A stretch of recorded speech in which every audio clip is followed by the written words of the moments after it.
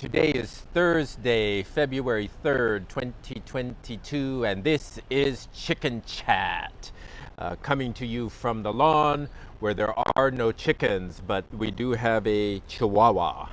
His name is Blake. All right. We do have a number of birthdays this week. Nestor Randall, Roki Agpoon, Zeni Kabating, Dolores Garcia, and Catherine Yagos. So happy birthday to all of you.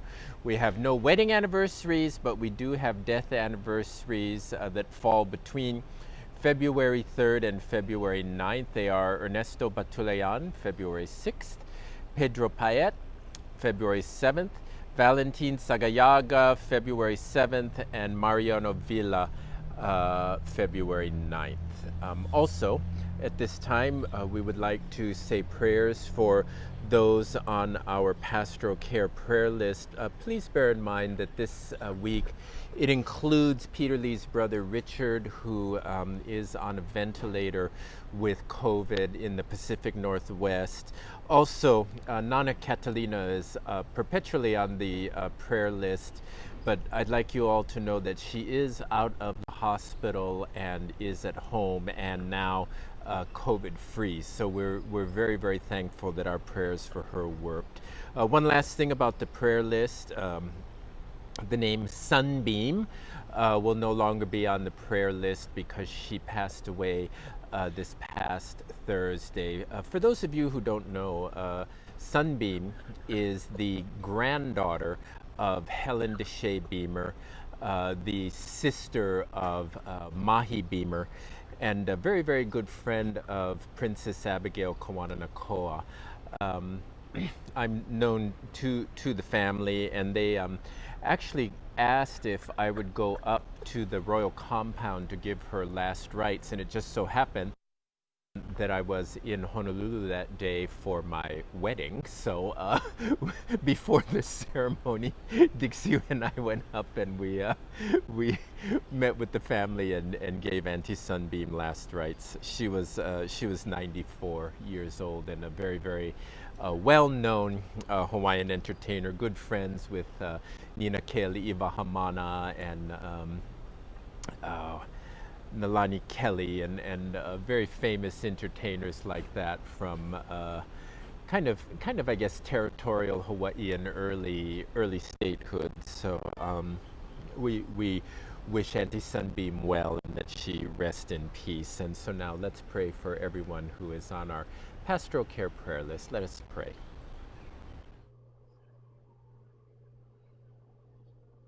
Eric, Paula, Jim, Donna, Filomeno, Amy, Joseph, Sana, Bill, Judy, Lucille, Paulino, Catalina, Maggie, Shirley, Dolores, Leilani, Jacinta, Juanita, Dixie L., David, Richard, Kevin, Tripp, Joyce, Elmer, Sparky, Sonia, Nelson, Pilar, Nick, Marilyn, Ernesto, Randall, Heidi S., Cora S., Barbara, Charlesta, Paul, Wendy, Dan, Gabby, Lynn, Tomo, Christy, Maisie, Chris, Blandina, Samantha, Cynthia, Fred, Kaili, Suzanne, Paige.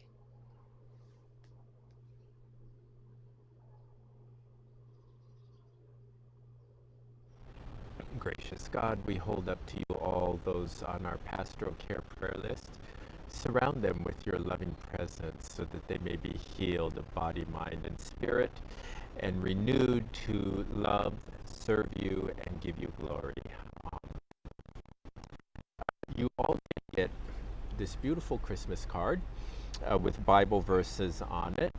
Our Bible verse for this month comes from the first letter of John 3:16. Not John 3:16, but the first letter of John 3:16. We know what real love is because Jesus gave up his life for us.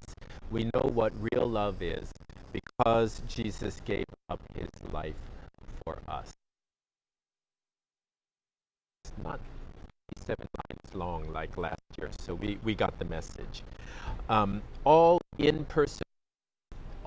in-person meetings are canceled until February the 19th. The worship committee discussed and we decided to cancel the in-person services for 2 more weeks out of an abundance of caution. And even though the reported numbers are going down, part of my personal concern is that the reported numbers are going down because the number of home testings are going up. So I think really instead of the number of cases that we see, we have to really look at the number of people in the hospital. Because that's the whole purpose of staying home, is to keep people out of the hospital so that it doesn't get overwhelmed. So until the 19th, which is a Saturday at 5 p.m. when we will have the service, we ask you to please watch the virtual service on Facebook Live and YouTube. It launches at 7 a.m. on Sunday mornings. If we have to continue to suspend, which I really hope we don't, we will keep you posted. Also, please know that Cora is going on vacation from Friday, and she will be back in the office on the 17th. So from this coming Friday, tomorrow, until the 16th, the office is going to be closed. We ask that if you have any church business to give me a call so that if you need to come down, I can be here to meet you. So we're going to do that while Cora is on vacation. A very, very well-deserved vacation, I might add. We still have kneelers available if you are willing to donate $150 for a kneeler in the sanctuary. Please let the office know. We do have a few left. The Ka'ohana Kitchen this week will be Team 4, Sana Evangelista. Last week it was the Brown family who were in the Ka'ohana Kitchen, but I wasn't there because I was on the Big Island. The Cup of Cold Water is making their Wednesday Central Maui runs again. They want to go down to Kihei on Sundays, but they need run leaders. So the only reason that they're not making the runs is because they don't have the critical mass of people necessary to do that. So they need more volunteers for that. They also need donations of backpacks, board shorts, especially size small. So I'll just take all the board shorts out of my closet because I wear size small. Oh, was that lightning meant for me? Sorry. And hoodie sweatshirts, especially large. Slippers, first aid items, reusable shopping bags, you know, like those red ones from Target and those blue ones from Walmart, and lightweight blankets, please. It's been cold out there. Donated items can be gently used or new, and you may bring them to the Good Shepherd office. The Queen Emma Athletic Club is still meeting and going strong under the leadership of Lawrence Kauha'aha'a and the other volunteers. The Church Periodical Club still has books available for purchase at a very, I think actually they're not even setting a price. You just take the books and make a donation inside the and there. And what they do is they take these funds that we make, like from selling used books and stuff, and they provide books, magazines for free to organizations sponsored by the Episcopal Church or the Anglican Communion for those who cannot otherwise obtain them. The books are available in St. Matthew's, in the St. Matthew's room. And I'm going to put Blake down because I think he wants to walk around. Also, Church Publishing Corporation or Church Periodical Club, I do believe that they give seminary scholarships and provide textbooks to seminarians who don't have the funds to procure them. Okay, now at Good Shepherd in the coming month, the Episcopal Good Shepherd Church Women in Ministry are holding a donation drive in February to benefit a Cup of Cold Water, and they're accepting donations of cases of bottled water. You can drop them off at the church or bring the bottled water to a church service when those church services resume. If you're not able to get a hold of me and you want to drop the water off, you can leave it outside the front door, and I'll make sure that it gets inside and to a cup of cold water. Also, Good Shepherd Church Women's Group is holding a bazaar on March 12th from 8 to 1. They will have household items, baked goods, and bento lunch. The proceeds will go to support the women's group's ministries, including a cup of cold water, the church periodical club, back to school supplies, and donations to those in need during the holidays.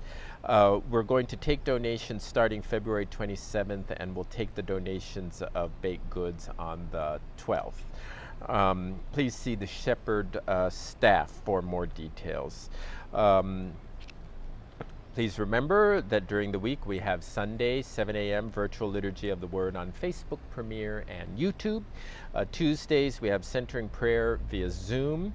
Wednesdays, 7 a.m. We have men's Bible study via Zoom. Wednesdays at 12 noon we have the Anglican Rosary via Facebook Live. It's becoming very popular, by the way. And then Thursday, 12 noon, the women's Bible study via Zoom.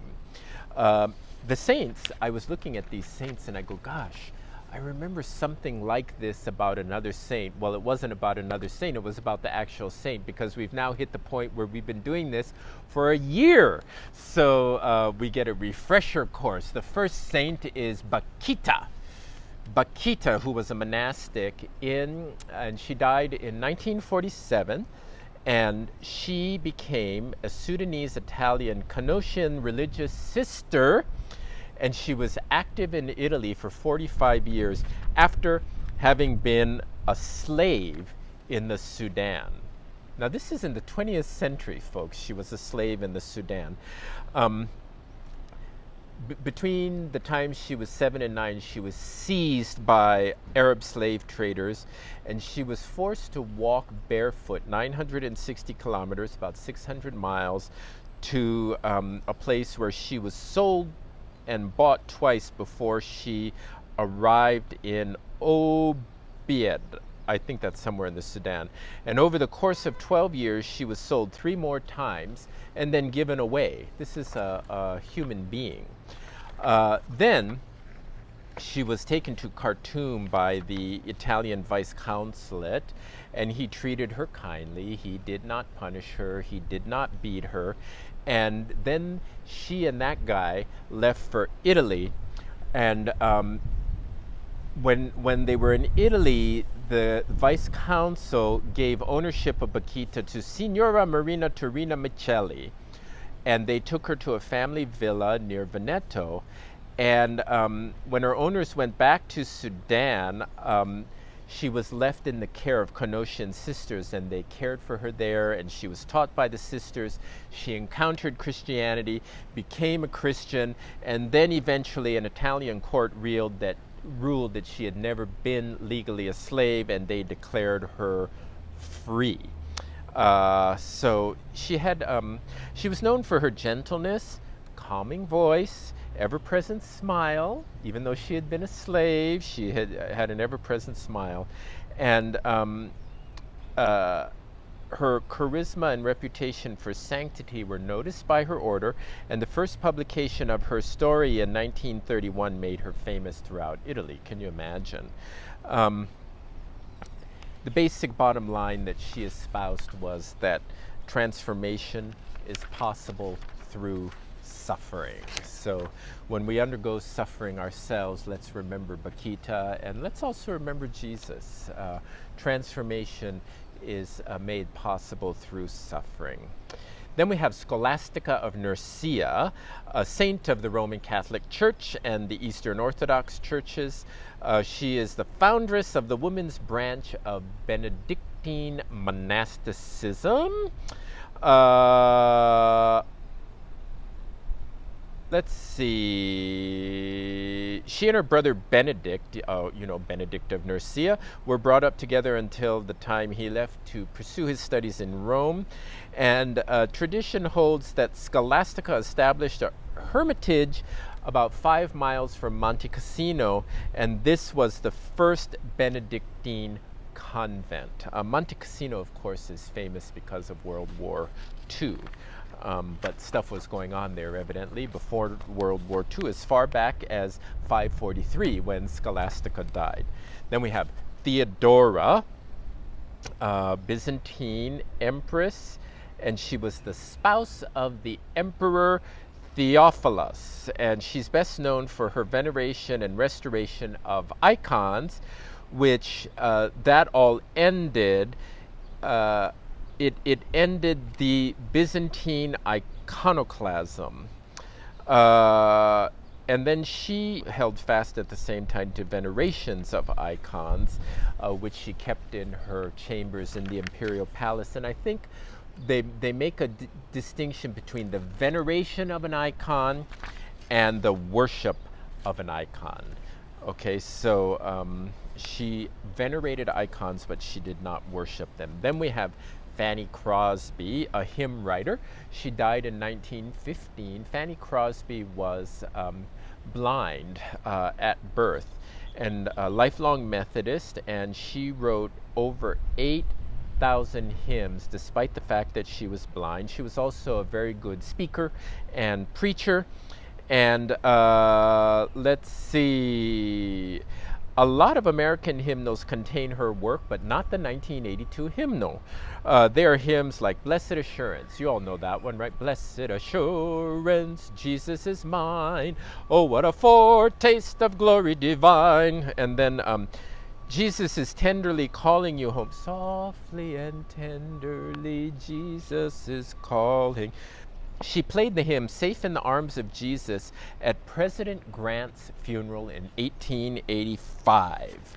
Okay, then we have Charles Freer Andrews.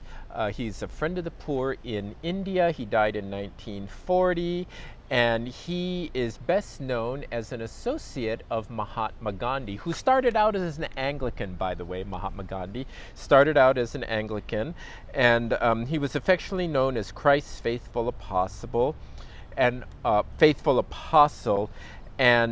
he was instrumental in the independence movement in India and the downfall of the Raj after World War II. The Raj meaning the British rule of India. And that's it for the saints. Now, everybody, for the chicken of the week. Okay, so Dixie and I went to church at St. James in Kamuela this past Sunday. They still are holding church because their numbers on the Big Island are not as high as they are here. But on the way into the church building, we noticed this beautiful rooster who was preening around the parking lot and the street. And then when I stopped to take pictures in a video, he would like turn like this and, you know, show off his feathers and twirl around, and very, very flamboyant, colorful rooster. And so for showing extravagance and for showing beauty and for being bold and all that kind of stuff, we named the chicken of the week this week Liberace. Liberace, the chicken of the week. All we need is a candelabra and a piano, and we're ready to go with Liberace and hear him play till the end of time on his chicken piano with his chicken feet. That's it for this week, everybody. Take care, and we will see you next week. Bye now.